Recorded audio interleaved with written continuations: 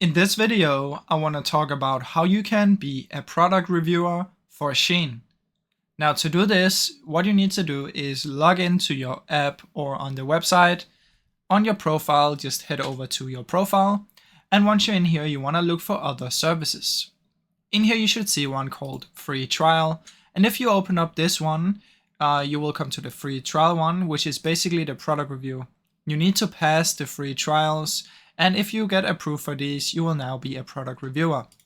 Now, as you can see in here, it's completely empty for me right now, but this is because I have a completely new account. So if your account is a bit older, you should see products in here that you can review for free. So you can click on them and it will get shipped to you, and then you can make an honest review. Now, if you don't see any in here, even with an older account, it's probably just because there are no items right now for Shein, and this gets updated every week. So that's about it, guys. I really hope you enjoyed this short video. If you did, please leave a like and subscribe, as it helps me out a ton. Thank you so much for watching.